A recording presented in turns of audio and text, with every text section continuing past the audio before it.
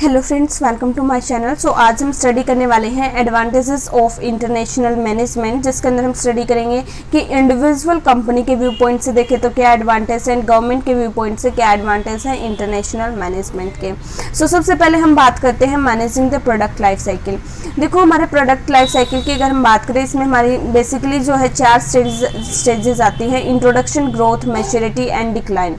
अगर एक कंट्री के अंदर इंटरनेशनल लेवल पे हमारी कंपनी बिजनेस कर रही है और एक कंट्री के अंदर उस प्रोडक्ट की हमारे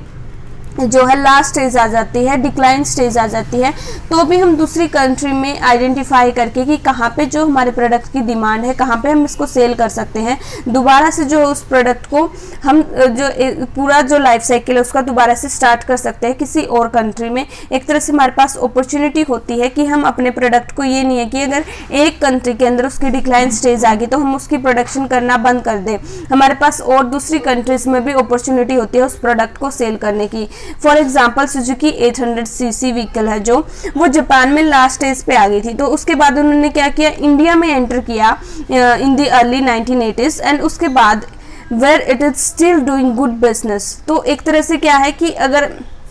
हम एक कंट्री के अंदर हमारा प्रोडक्ट की जो है सेल नहीं हो रहा है, उसकी डिमांड कम हो जाती है, वो लास्ट स्टेज पे आ जाता है, उसके बाद हम दूसरी कंट्री में जाके अपने प्रोडक्ट को सेल कर सकते हैं, राइट। उसके बाद हमारा सेकंड है point, geographic expansion as a growth strategy, कि हर कंपनी, चाहे वो जितना बड़ा बिजनेस हो उनका नेशनल लेवल पे, उसके बाद भी हर कंपनी चाहती है कि वो अपने बिजनेस को एक्सपेंड करे और ज़्यादा मार्केट में न्यू अपॉर्चुनिटीज़ को फाइंड आउट करे, न्यू मार्केट में एंटर करे, ताकि वो अपने बिजनेस को और ज़्यादा बेटर वे में रन कर सकें। इसके बाद हमारा थर्ड पॉइंट है the adventurous spirit of younger generation in the organisation, यानी जो यंगर जनरेशन है बिजनेस फैमिलीज की, तो वो क्या करती है, वो उनको रिस्क लेना, चैलेंजेस लेना, अपॉर्चुनिटीज़ को फाइंड आउट करना, ये बहुत अच्छा लगता है। उनके अंदर एक विल पावर होती है कि वो न्यू न्यू अपॉर्चुनिटीज़ को फाइंड आउट करते हैं, रिस्क लेते हैं, तो वो जो अपने बिजनेस को इंटरनेशनल लेवल पे लेके जाने में ज़्यादा इंटरेस्टेड होते हैं। उनको रिस्क लेना पसंद है, चैलेंज लेना पसंद है, एक तरह से वो अपने बिजनेस को ऑपरेट करना चाहते हैं इन सेवरल कंट्रीज। इसके बाद हमारा नेक्स्ट पॉइंट है कॉर्पोरेट एम्बिशन, यानी हर जो कंपनी है वो क्या चाहती है, वो अपनी जो स्ट्रैटेजी बनाती है, प्लान्स बनाती है, जिससे वो अपनी सेल्स टर्नओवर को इंक्रीज कर सके, ठीक है, वो अपने गोल्स को अचीव कर सके। तो कंपनी अगर सेवरल कंट्रीज में काम करेगी, ऑपरेशन करेगी, तो इससे क्या होगा, अगर वो एक कंट्री के अंदर अपना बिजनेस अच्छा नहीं भी कर रही, मतलब मान लो कि एक कंपनी है वो 100 कंट्रीज के अंदर काम कर रही है और एक कंट्री के अंदर उसको लॉसेस हो भी गए, तो उसको इतना अफेक्ट नहीं पड़ेगा उसके प्रॉफिट्स पे, क्योंकि इतनी सारी कंट्रीज, बाकी की 99 कंट्रीज से अगर उनको बहुत प्रॉफिट अर्न हो रहा है और एक से लॉसेज हो गए, तो वो एक तरह से बैलेंस हो जाएगी चीज़, उनको ज़्यादा अफेक्ट नहीं करेगी उनके बिजनेस को।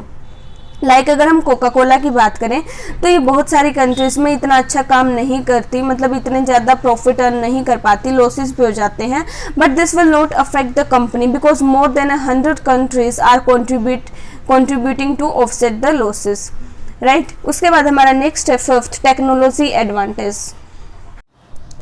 इसके अंदर है कि कुछ कंपनी के पास कुछ ऐसी आउटस्टैंडिंग टेक्नोलॉजी होती है जिसको बाकी की जो कंपनीज है वो इजीली कॉपी नहीं कर सकती, ना उनको कम्पिटिट कर सकती। तो ऐसी टेक्नोलॉजी को जो बाकी की कंट्रीज़ है वो भी डिमांड करती है, उनको भी ऐसी टेक्नोलॉजी चाहिए होती है। तो इसका जो एडवांटेज है, जो कोई भी कंपनी है जिसके पास ये आउटस्टैंडिंग टेक्नोलॉजी है, वो इस चीज़ का जो है एडवांटेज ले सकती है अपनी कोर कॉम्पिटेंसेस को इंजॉय। इसके बाद हमारा 6th पॉइंट, कि कुछ कंपनीज ऐसी होती हैं जिनका जो एम है वो सिर्फ रेवेन्यू कमाना या फिर प्रॉफिट जनरेट करना नहीं होता। इसके अलावा सबसे जो फर्स्ट प्रायोरिटी होती है उनकी कि अपनी कॉर्पोरेट की इमेज बनाना, ताकि उनकी गुडविल अच्छी हो, लोग उन्हें जाने, उनका एक तरह से ब्रांड चले इंटरनेशनल लेवल पे। सो अगर एक बार इमेज बन गई कंपनी की इंटरनेशनल लेवल पे, तो जो रेवेन्यू को जनरेट करना वो तो बहुत इजी टास्क है, क्योंकि अगर लोग जो है आपके जो कंपनी को जानेंगे, ठीक है, आपकी गुडविल अच्छी होगी मार्केट के अंदर, तो ऑब्वियस सी बात है आपके प्रॉफिट जो है वो एक तरह से बहुत इजीली आप जो है अर्न कर सकते हो। सो ये भी एम हो सकता है किसी इंडिविजुअल कंपनी का। उसके बाद हमारा 7th पॉइंट है कि जो कंपनीज इंटरनेशनल लेवल पे बिजनेस करती हैं उनको जो गवर्नमेंट है वो किसी तरह से इंसेंटिव प्रोवाइड करवाती है,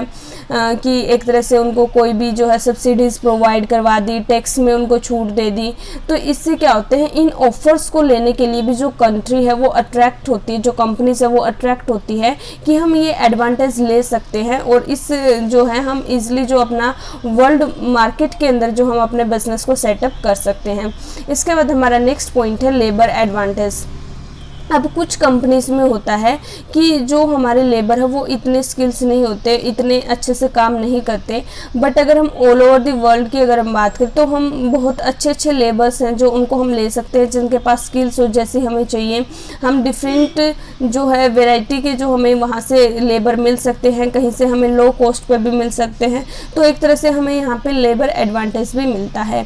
फिर है हमारा न्यू बिजनेस अपॉर्चुनिटीज़। लाइक अगर हम इंटरनेशनल लेवल पे बिजनेस कर रहे हैं तो वहाँ पे हमारे पास अनलिमिटेड अपॉर्चुनिटीज़ होती है, हमारे पास डिफरेंट कंट्रीज़ होती है, तो वहाँ पे डिफरेंट पीपल होते हैं, उनकी डिमांड, उनको हम कैसे मतलब इतनी सारे अगर हम एक कंट्री के अकॉर्डिंग काम नहीं कर सकते तो हमारे पास बाकी बहुत सारे ऑप्शंस होते हैं कि हम कैसे जो हमारे बिजनेस को अच्छे से सेटअप कर सकते हैं, कैसे उन सारी अपॉर्चुनिटीज़ को हम ले सकते हैं और अपने जो ऑर्गेनाइजेशन के अपने गोल हैं उनको कंप्लीट कर सकते हैं। जो न्यू बिजनेस अपॉर्चुनिटी है वो भी अट्रैक्ट करती है बिजनेसमैन को कि वो इंटरनेशनल लेवल पे बिजनेस करें। इसके बाद है हमारा advantages of international management from the government view point. इसके अंदर हमारा फर्स्ट पॉइंट है earning valuable foreign exchange. Like अगर फॉरेन एक्सचेंज होगा कंट्रीज़ के अंदर तो इससे हमारे इफेक्ट पड़ेगा बैलेंस ऑफ पेमेंट पे। फॉरेन एक्सचेंज नेसेसरी है बैलेंस ऑफ पेमेंट के लिए for import and export. Import क्या होता है, तब बाहर की से कोई भी गुड्स एंड सर्विसेज है वो हमारे इंडिया के अंदर आ रही हैं, वो हमारा इंपोर्ट हो गया। एक्सपोर्ट तब इंडिया से दूसरी कंट्रीज में जा रही हैं तो वो क्या हो गया, हमारा एक्सपोर्ट हो गया। सो इंपोर्ट और एक्सपोर्ट करना भी ज़रूरी है। वैसे हम चाहते हैं कि हमारा ज़्यादा से ज़्यादा क्या हो, एक्सपोर्ट हो या इंपोर्ट हो। देखो अगर हमारे होंगे जो हमारे एक्सपोर्ट होंगे वो ज़्यादा होंगे इंपोर्ट से, तो ये इंडिकेट करेगा surplus in the balance of payment. But अगर हम इसके अपोजिट जो सिचुएशन है उसकी बात करें, अगर हमारे इंपोर्ट ज़्यादा होंगे एज़ कम्पेयर टू एक्सपोर्ट, तो इससे जो हमारा ये क्या इंडिकेट करेगा, एडवर्स बैलेंस ऑफ पेमेंट। तो हम चाहते हैं कि हमारा सरप्लस हो, यानी हमारे जो है एक्सपोर्ट ज़्यादा हो, इंपोर्ट कम हो, और हमारे जो फॉरेन एक्सचेंज भी ज़रूरी है बैलेंस ऑफ पेमेंट को बैलेंस करने के लिए। इसके बाद हमारा सेकेंड पॉइंट है इंटरडिपेंडेंसी ऑफ नेशंस, कि जो कंट्रीज़ है वो एक दूसरे पर डिपेंड करती हैं, इंडिपेंडेंट नहीं है कोई भी कंट्री। लाइक कोई कंट्रीज किसी चीज़ में अच्छी है, किसी के पास कोई नेचुरल रिसोर्सेज है, किसी के पास कोई रिसोर्सेज में अच्छी है, कोई किसी प्रोडक्ट को बहुत अच्छे से बनाती है जहाँ पे लो कॉस्ट है और दूसरी कंट्री में उसी की कॉस्ट जो है हाई पड़ रही है, तो वो क्या करेंगे, एक तरह से कंट्री जिसके पास जिस चीज़ की लो कॉस्ट है या फिर जिसके पास जो भी गुड्स एंड सर्विसेज हैं तो वो दूसरी कंट्रीज़ में सेल कर देंगी, ठीक है। और जो दूसरी कंट्री होगी उसको उस चीज़ की रिक्वायरमेंट होगी, वो उस चीज़ को परचेज कर लेगी। तो इससे हमारे जो वर्ल्ड के रिसोर्सेज हैं उनका भी क्या हो रहा है, ऑप्टिमम यूटिलाइजेशन हो रहा है, और कंट्रीज एक दूसरे पे डिपेंड भी हो रही हैं। जो डेवलप कंट्रीज है वो डिपेंड करेंगी डेवलपिंग कंट्रीज पे फॉर प्राइमरी गुड्स, एंड जो डेवलपिंग कंट्रीज हैं वो डिपेंड करेंगी डेवलप कंट्रीज पे for value added finish products. इसके बाद हमारा नेक्स्ट पॉइंट है trade theories and their impact. जो हमारी ट्रेड थ्योरीज़ है ये हम नेक्स्ट वीडियो में स्टडी करेंगे। हमारी डिफरेंट टाइप की थ्योरीज़ हैं जो इंटरनेशनल ट्रेड पे हैं, तो उन थ्योरीज़ के अंदर हम स्टडी करेंगे कि कैसे कैसे जो है इकोनॉमिक्स हैं जो जिन्होंने थ्योरीज़ दी हैं कि जो हमारे इंटरनेशनल अगर मैनेजमेंट करते हैं, इंटरनेशनल ट्रेड करते हैं, तो हम किस किस तरह से उस चीज़ का बेनिफिट ले सकते हैं, किस तरह से गवर्नमेंट को उस चीज़ का एडवांटेज होते हैं, और किस तरह एक इंडिविजुअल कंपनी है उनको उस चीज़ से एडवांटेजेस मिलते हैं। इसमें ये बताते हैं कि जो भी हमारे रिसोर्सेज हैं उनका जो कॉस्ट का एडवांटेज है वो हम ले सकते हैं अगर हम इंटरनेशनल लेवल पे बिजनेस कर रहे हैं। लाइक एक ही जो प्रोडक्ट है वो किसी कंट्रीज में लो कॉस्ट पे बन जाता है, किसी में हाई कॉस्ट पे बन जाता है, तो वो लो कॉस्ट जहाँ पे वो लो कॉस्ट में मिल रहा है, जहाँ पे हमें लेबर को जो कॉस्ट कम पड़ रही है, इंफ्रास्ट्रक्चर हमें अच्छा मिल रहा है, हमें जहाँ पे टेक्नोलॉजी अच्छी मिल रही है, नेचुरल रिसोर्सेज हमें अच्छे मिल रहे हैं, तो हम वहाँ उस चीज़ को प्रोडक्ट को बना के उस चीज़ का एडवांटेज ले सकते हैं। इसके बाद नेक्स्ट हमारा डिप्लोमेटिक रिलेशंस, कि जो कंट्रीज़ हैं उनके बीच में अच्छे रिलेशन बन रहे हैं। अगर इंटरनेशनल ट्रेड हो रहा है तो इससे क्या हो रहा है, कंट्रीज़ एक दूसरे के साथ मतलब अट्रैक्ट हो रही है, वो एक दूसरे के साथ उनके अच्छे रिलेशंस बन रहे हैं, जो फाइट्स है वो कम हो रही है, उनके जो डिफरेंस है उनको रिजोल्व कर रहे हैं। तो इंटरनेशनल लेवल पे अगर हम बिजनेस करते हैं, मल्टीनेशनल जो कंपनीज़ हैं, इससे जो आपस में जो कंट्रीज़ के रिलेशंस है, गवर्नमेंट के रिलेशंस है दूसरी कंट्री की गवर्नमेंट से, वो भी एक तरह से हेल्प कर रहे हैं, एक दूसरे की हेल्प कर रहे हैं। तो इससे क्या है, एक तरह से हमें ये भी एडवांटेज मिलता है। उसके बाद हमारा नेक्स्ट है कोर कॉम्पिटेंसी ऑफ नेशंस, कि कोई भी कंट्री है, लाइक हर कंट्री का किसी न किसी चीज़ में एक तरह से बहुत अच्छे से मतलब वो एफिशिएंट होती है, उनकी एफिशिएंसी अच्छी होती है, किसी काम को वो बहुत अच्छे से कर सकती है जिसके कंपैरिजन में बाकी की कंट्रीज़ नहीं कर सकती। लाइक राइस फ्रॉम थाईलैंड, तो एक तरह से क्या है कि वो उस चीज़ में क्या है, एक तरह से एक्सपर्ट है। तो उस एक्सपर्ट का उस जो कोर कॉम्पिटेंसी है किसी भी नेशन के पास, कि एक तरह से कोर कॉम्पिटेंस की लाइक हमने पिछले पॉइंट में भी डिस्कस किया था कि कोर का मतलब होता है जो बेसिक, कि आपके पास ऐसी चीज़ है कि जो बाकी कंट्रीज है वो कॉपी नहीं कर सकती, आपको कॉम्पिटिट नहीं कर सकती। तो एक तरह से उस चीज़ का भी एडवांटेज मिल जाता है कि वो अपने प्रोडक्ट को है जो बाकी कंट्रीज़ में भी बेच सकती है, और अपने जो उनके पास जो एडवांटेज है वो उसको वो ले सकती है कोर कॉम्पिटेंसी का। उसके बाद हमारा नेक्स्ट है नेशनल इमेज,